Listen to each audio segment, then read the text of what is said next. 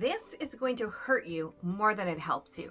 Hi, my name is Sherry from Twin Sisters Mastectomy Boutique, and yesterday was a really good example of going overboard potentially with compression bras. So, what is a compression bra? This is a good example of a compression bra.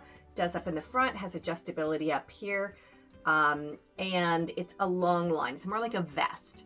So what is it? First of all, it is almost like a girdle for your upper body.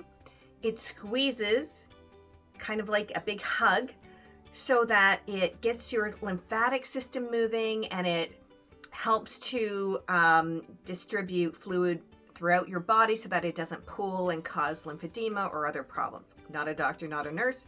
If you have a better explanation, please put it below.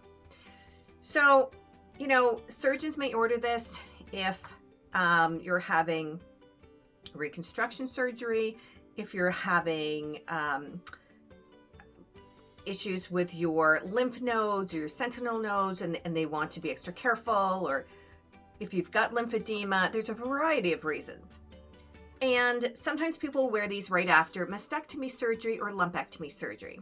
So yesterday I had somebody come in and she was told by her doctor to get a sports bra with some compression in it because she's going to have some sentinel nodes removed under her arm, and he wants, to keep that fluid flowing. And so she decided to get a compression bra, which is probably the right idea. So why is that a difference? Okay, so a sports bra is good coverage, which is great. It comes up higher on the sides, higher in the back, supportive, but it just gives you kind of support here and here, whereas a compression bra gives you 360 support, comes high under the arms and everything, so that's great. But what I also took this to understand is that he didn't want her to have heavy compression. If he's saying, like, go to the store and buy a sports bra, then it doesn't need to be heavy compression. He just wants some light support, light compression, he wants good coverage and that. Okay, fine. And I've, had a lot of this surgeons, patients come through my boutique, so I kind of have an idea. So I had this client come in and we were trying on different compression garments because there's different styles and, what's going to work for her, what's going to be most comfortable, because she's probably going to wear this 24/7 for the next, couple of weeks. Who knows? And so I was putting her into light to medium compression. Now, if you've ever worn compression socks or a compression sleeve, you know that there's different levels of compression. There's a kind that you can just buy off the shelf, and then there's prescription level. And they're for very different things. And prescription level is prescription level because they don't want just anybody coming and buying this level of compression because it can have other implications. For instance, if you are wearing compression socks, they want to make sure that you don't have congestive heart failure, because then there's just too much fluid going up to the heart and it can overwhelm it and all sorts of things. Again, not a doctor. This is what I understand to be correct. So, these kind of bras, compression socks, compression sleeves, are medical devices. They're not just over the counter anything. So you have to follow directions. So we were putting this lady into different levels of compression, and of course she's concerned. She wants to do the best for herself.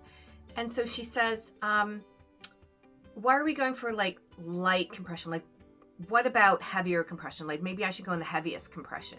Because she's just like, well, I want the best medicine. And I understand where she's coming from. But I explained it to her like this. If you have a headache and you take 1 or 2 Tylenols, great, the headache goes away. If you have a headache and you think, well, 1 or 2 Tylenols is good, let me take 20. That's overkill, and that's probably going to do you more harm than good. Same with compression. You wear the compression level that you need. You're going to wear the light to medium or whatever your healthcare team prescribes. Some doctors just say compression, some say light, medium, heavy, some will say they'll give me exact levels of compression. It's kind of all over the board, but she did not need that. Like if he was telling her, go to the store and pick up like a sports bra, she doesn't need a heavy level of compression. So once I explained it to her that way, she seemed to understand, and she's like, oh, okay, yeah. Because more is not always better. Stronger is not always better when it comes to healthcare and medication and medical devices. So have you worn a compression bra?